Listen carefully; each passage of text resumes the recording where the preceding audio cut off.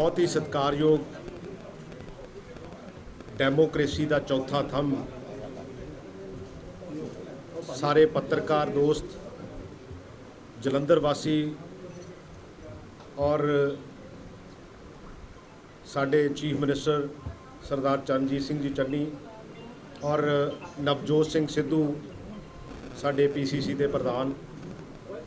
मैं तुहाडा सारिਆਂ ਦਾ बहुत बहुत धन्यवाद करदा और ऋणी हाँ कि ये जिहड़ा अहुदा मिलिया, मैं इनू कल्ला अहुदा नहीं समझदा, ये जिम्मेवारी है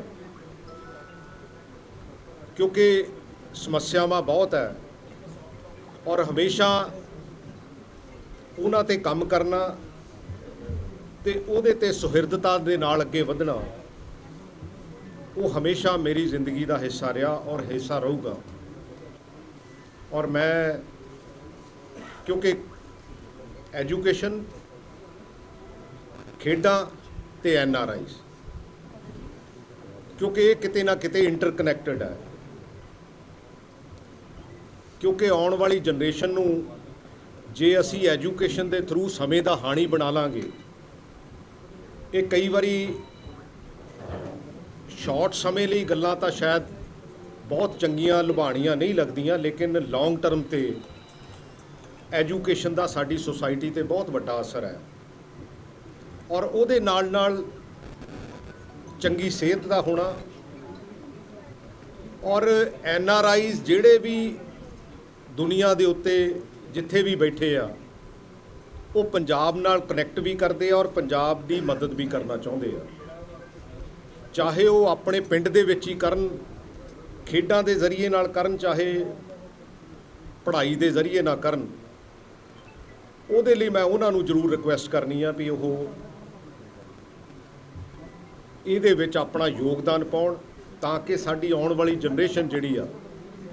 क्योंकि जदों असीं इन्हां नूं समय दा हाणी बना लांगे तां इह बच्चे साडे जिहड़े जिन्ने बाहर भी जा रहे हैं, क्योंकि 40,000 करोड़ रुपया लगभग फीसां के थ्रू जिहड़ा बाहरले देशों के विच जा रहा, तो साडा ब्रेन ड्रेन जिहड़ा हो रहा उहनूं किते ना किते आपां इत्थे सस्टेन करन दे विच सक्सैसफुल होवांगे। और मैं इहदे लई जिथे तुहाडा सारिਆਂ दा सहयोग भी मंगदा, क्योंकि मैं हमेशा एक गल कहना हुन्ना कि जिहड़ा ये डेमोक्रेसी का चौथा थंब है, ये बहुत वड्डा थंब है और इहदा बहुत वड्डा रोल है कि 3 पिलर कर की रहे हैं और उहदे लई आपां सारे सुहिरदता पंजाब किसी का कल्याण का नहीं है। जे कोई मंत्री बन जाता, कोई MLA बन जाता, मैनू नहीं लगता कि वो जिम्मेवारी साडी सारिਆਂ दी है। सो आपां सारे अपनी अपनी जिम्मेवारी निभाइए तो आपां इस पंजाब नूं, इस जिहड़ा सिस्टम है उहनूं बैटर तरीके नाल अगे जिहड़ा वो तोड़ सकीए। सो मैं तुहाडा सारिਆਂ ਦਾ बहुत बहुत धन्यवाद करदा और तुहाडा सारिਆਂ ਦਾ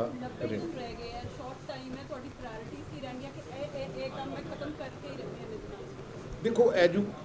इन्हां दिनां दे विच जे खेडां दी गल करां ते मेरा ख्याल है कि माहौल सिरजिया जा सकदा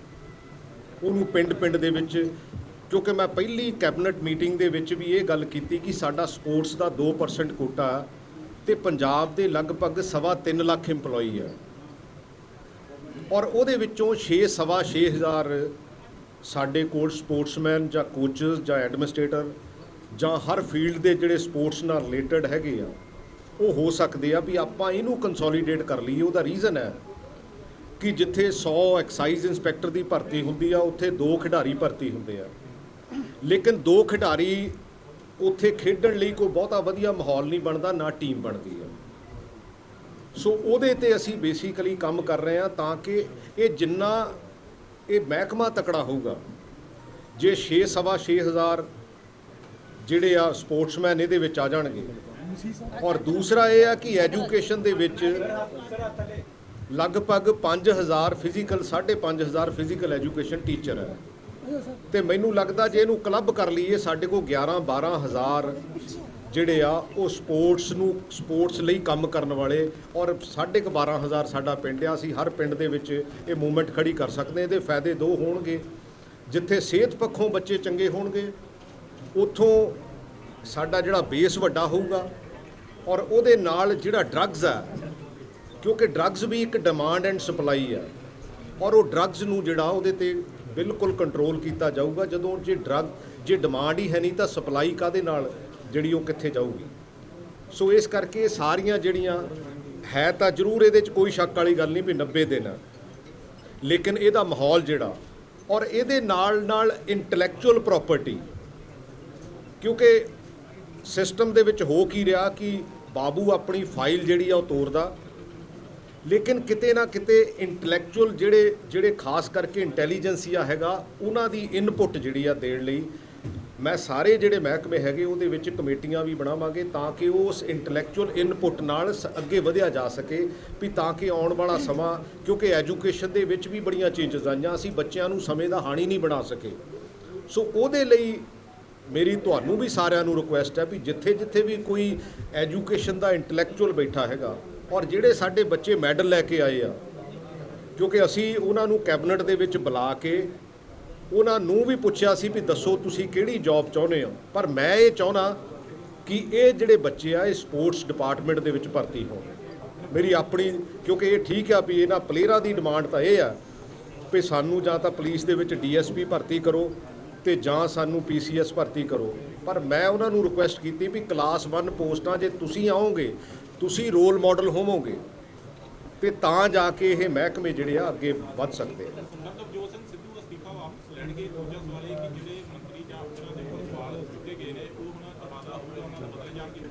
ਦੇਖੋ ਇਹ ਸਾਰਾ ਸੌਟ ਆਊਟ ਹੋ ਗਿਆ, ਕਿਉਂਕਿ ਕਈ ਵਾਰੀ ਨਵੀਂ ਸਰਕਾਰ ਕੋਲੋਂ ਕਈ ਗਲਤੀਆਂ ਵੀ ਹੁੰਦੀਆਂ ਤੇ ਉਹਦੇ ਵਿੱਚ ਕਰੈਕਸ਼ਨਸ ਜੋ ਵੀ ਹੈਗੀਆਂ ਅਸੀਂ ਡੈਫੀਨੇਟਲੀ ਇਕੱਠੇ ਹੋ ਕੇ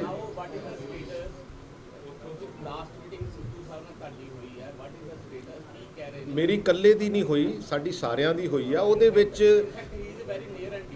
ਯੈਸ ਡੈਫੀਨੇਟਲੀ ਆਈ ਐਗਰੀ, ਮੈਂ ਤਾਂ ਕਦੀ ਡਿਨਾਈ ਨਹੀਂ ਕੀਤਾ।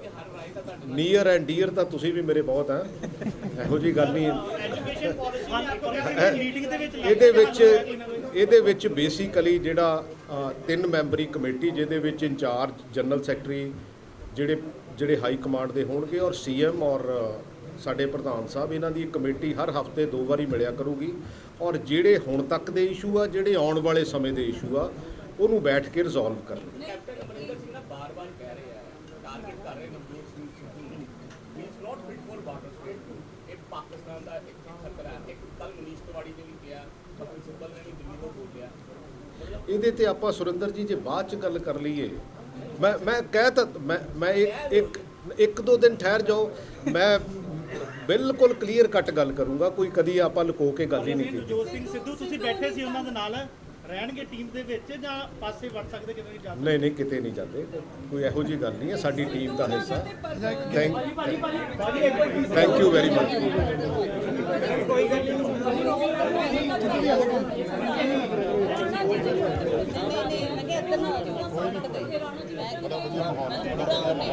ਦੇਖੋ ਜਿਹੜੇ ਆਉਣ ਵਾਲੇ ਸਮੇਂ ਦੇ ਵਿੱਚ ਜੋ ਵੀ ਕਰੈਕਸ਼ਨ ਦੀ ਮੈਨੂੰ ਲੱਗਦਾ, ਦੇਖੋ ਮੈਂ ਇਹਦੇ ਤੇ ਕਮੈਂਟ ਨਹੀਂ ਕਰ ਸਕਦਾ ਕਿਉਂਕਿ ਇਹ ਮੇਰੇ ਤੋਂ ਉੱਪਰ ਦੀ ਗੱਲ ਹੈਗੀ ਆ।